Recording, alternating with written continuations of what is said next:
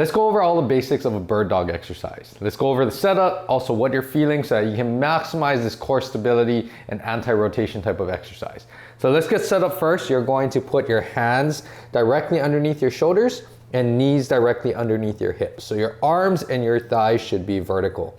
From there, you're gonna find neutral spine. This includes your head too. You can also do some cat-cows to kind of see where the end ranges are, and then get your spine nice and neutral. Head in line with your body, pull that chin back, tuck your chin. From there, you want to imagine this blue tape on the ground. This is my imaginary center line. And what I want to do is keep my spine and the center of my face right over this line. I don't want any shifting laterally. The second thing is that I want my shoulders and my hips to be square with the ground. So they should be parallel, in line with the ground, no rotation. And that's what you're trying to resist. The anti-rotation component when you lift up one arm and the opposite leg. So let's get set up first. You're going to create a diagonal sling or this spiral line. You're going to stabilize from your shoulder, stabilize that core, pull that belly button in, and also feel tension in that hip.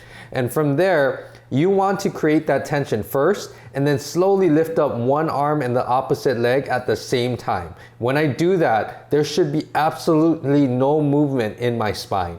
And from there, you're going to reach your arm up. Try not to reach out to the side, go straight up vertically and keep that arm close to your ear. And this leg is gonna reach straight back.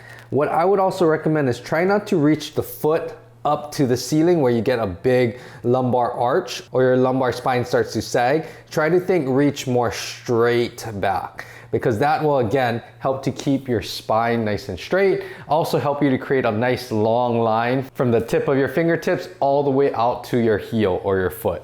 So let's get in that position again. Be nice and stable, find that neutral spine, and you are going to create tension and lift off at the same time.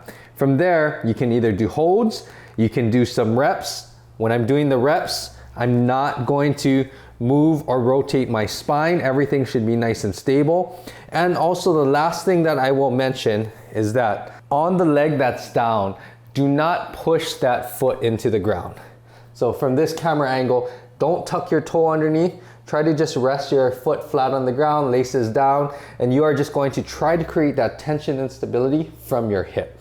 So if I do the other side, I'm going to, again, push into the ground, stabilize shoulder, pull that belly button in, brace the core, also create tension in my hip, and I'm going to reach out without any movement or rotation, keep my body and my spine down that center line. And from there, again, you can do either holds, you can do a combination of holds and some reps, or you can just go ahead and do some reps. The last key tip is if you feel like your hips are shifting back and forth, I usually find that there's two common things that can counteract that. So the first thing is that you want to have about 50% of the weight on your arm and 50% of the weight on your leg or your hip. If we're unloading our arm, typically our hip starts to take up more of that slack and tries to do a little bit more, and then you start to shift on one side or you start to rotate your hips. The second aspect is sometimes we don't have adequate tension in this hip. So to create more tension in the hip, think about pushing this knee or trying to slide the ground out. Just like that similar concept when you're squatting, trying to spread your feet outwards to get more hip activation. That's the same thing here. Our knee is connected with the ground, so trying to push the knee out to try to get more activation in our hip, especially those hip abductors, which will shift our hips back over center, over this imaginary center line. So you can try to do both of those. Again, load the arm if you need to, and also picture pushing this knee out, creating some tension in this hip, and that will help you to stay nice and centered. Last thing, when you come back down, if you're done with the bird dog and you put your knee and the hand back on the ground, if you feel like you had a massive shift back to center, then you know that your body probably shifted a lot. So when you come back down, you want to place your knee and your hand right where you were and feel like your body still remains centered. These are all of the key points for the bird dog, and when you focus on this, you'll definitely get way more activation, maximize the benefit out of doing the bird dog.